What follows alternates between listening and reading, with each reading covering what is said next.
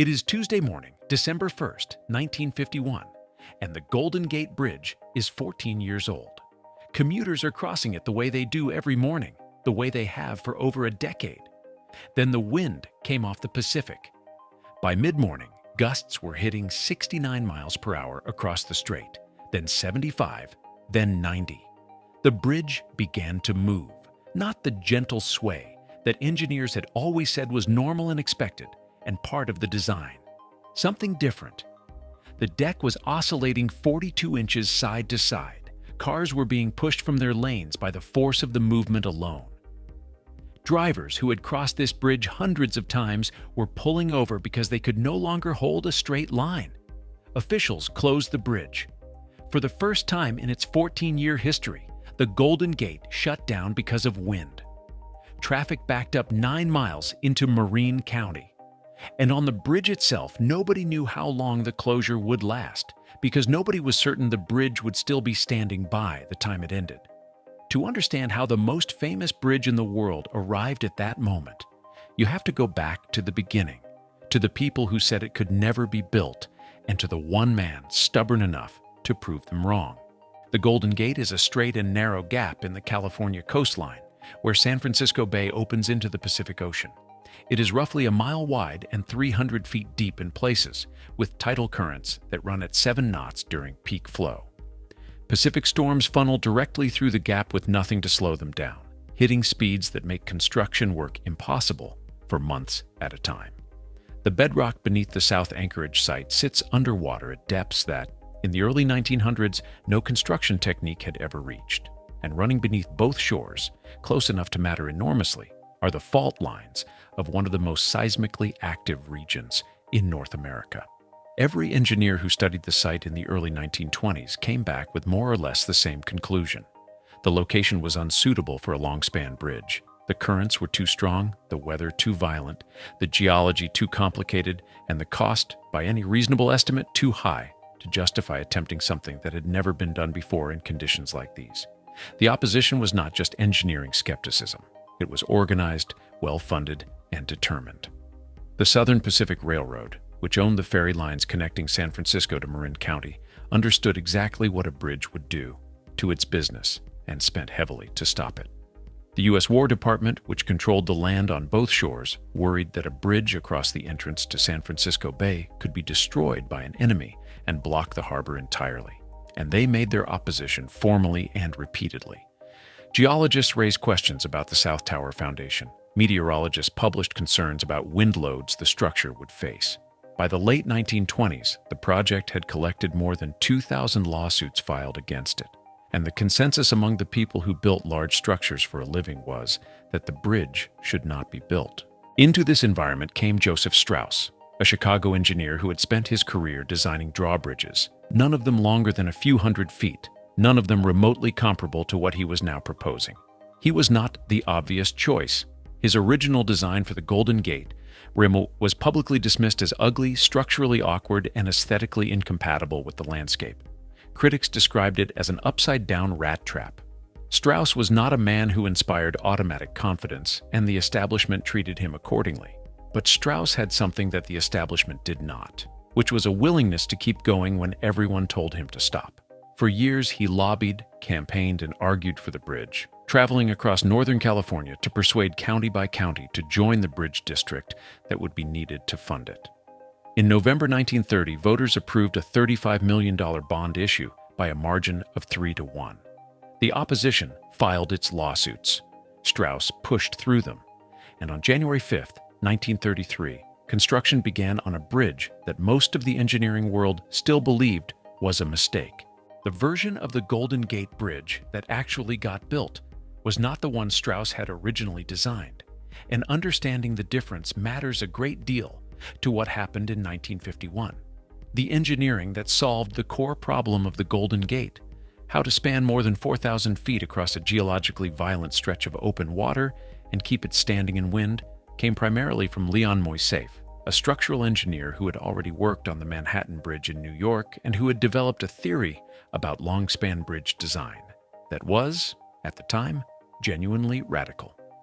Moisseiff's argument was that the instinct to make a bridge rigid, to build it heavy and thick and resistant to movement was wrong for spans of this length. A rigid deck and a long suspension bridge would fight the wind directly, and the wind would win. The solution was a deck designed to move, to flex and absorb the energy of the wind rather than oppose it, transferring that load through the cables to the towers rather than allowing it to build up in the deck itself. The numbers were extraordinary. Each of the two main cables, spanning 3,600 feet between the towers, was made of 27,572 individual wires, spun on site. Each wire tensioned to carry its share of a load that would eventually include the weight of the deck, the traffic on it, and whatever wind and seismic forces the strait could produce. The deck itself was designed with a specific tolerance for movement, up to 10 feet vertically and 21 feet side to side, numbers that seemed alarming to anyone who thought a bridge was supposed to stand perfectly still, but were entirely intentional. The flexibility was the point. The flexibility was what was going to keep it standing. Construction took 4 years and claimed 11 lives, which was considered remarkably few for a project of this scale. Strauss had insisted on a safety net suspended beneath the deck during construction, something that was not standard practice at the time, and that net saved 19 men who fell during the build.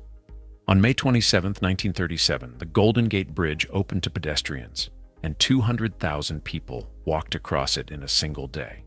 The next morning it opened to vehicles, the longest suspension bridge in the world, built in the place everyone said you couldn't build it, finished on time and under budget. For 4 years, it stood. The flexible deck did exactly what Moiseev had designed it to do. Commuters crossed it. Tourists photographed it.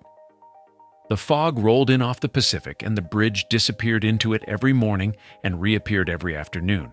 Everything worked. Then, on November 7, 1940, Leon Moiseev's other bridge fell into Puget Sound. The Tacoma Narrows Bridge in Washington State had opened 4 months earlier, in July 1940. It was, in many ways, the Golden Gate taken further. A longer relative span, a shallower deck. The flexible design philosophy pushed toward its theoretical limits. Engineers called it elegant, locals called it galloping Gertie, because from the first week it opened, the deck moved visibly in moderate winds, rippling in ways that felt wrong to anyone watching, though the engineers maintained that the movement was within design tolerances and that the structure was sound. On November 7th, winds of 40 miles per hour hit the Narrows. The deck began to oscillate, and unlike the gentle rolling that drivers had grown used to, this movement found a frequency the structure could not escape. The oscillation amplified itself, each cycle feeding the next, and within a few hours the deck was twisting 45 degrees in alternating directions before breaking apart and falling into the sound below. The entire center span was gone. Nobody died, but the bridge that had been open for 4 months was at the bottom of a Washington waterway, and the design philosophy that had built it was suddenly under the most intense scrutiny in the history of modern engineering. The question that engineers immediately asked was obvious. The Golden Gate had been built by the same engineer using the same flexible deck principles. Were the two bridges similar enough that what happened at Tacoma could happen in San Francisco? A bridge district engineer named Russell Cohn was sent to inspect the Golden Gate in the aftermath of the Tacoma collapse. His report was detailed and specific. The Golden Gate showed similar wind-induced oscillation characteristics. The deck had been observed moving in patterns that, while less severe than what Tacoma had experienced, suggested the bridge had a vulnerability that the original design had not fully accounted for. Cohn's findings were included in a federal engineering report on the Tacoma failure. The Golden Gate Bridge District received the report, reviewed it, and decided that the cost of a retrofit was not justified. The bridge stayed exactly as it was for 11 years. Which brings you back to that Tuesday morning, 11 years later, when the wind off the Pacific decided to collect on every deferred decision the Bridge District had made since 1940. The storm that hit the Golden Gate on December 1, 1951, was not a record-breaking weather event by the standards of the California coast. It was a significant winter storm, the kind that the region sees several times in a bad year, with sustained winds that pushed past the bridge's original design tolerance of 68 miles per hour and gusts that reached 90. What made it significant was not the wind speed, but what the wind revealed. The deck oscillated 42 inches side to side. Workers watching from the towers described a wave pattern moving through the roadway. Officials watching from the anchorage described sounds from the structure that nobody had heard before. Sounds that came from a bridge working harder than it had been designed to work, or perhaps harder than anyone had admitted it would need to. The closure lasted hours. When the winds finally dropped and officials were confident the bridge was stable, they reopened it. The commuters who had been backed up 9 miles into Marin County eventually got where they were going. The bridge was inspected. There was minor damage, but the structure was intact. What happened after the storm was quiet and deliberate and went largely unannounced. In 1953 and 1954, bridge engineers added lateral and diagonal bracing beneath the deck, connecting the lower chords of the two side trusses and increasing the structure's torsional stiffness, its resistance to the kind of twisting that had destroyed Tacoma Narrows. The retrofit was exactly what Russell Cohn's report had recommended in 1940. It was done without ceremony, without a press conference, and without any particular public acknowledgement that the most famous bridge in America had just been structurally corrected. The bridge that reopened in 1954 was meaningfully different from the one that had opened in 1937. Most of the people who drove across it every day had no idea. Drop your thoughts in the comment and subscribe for more. I'll see you in the next one.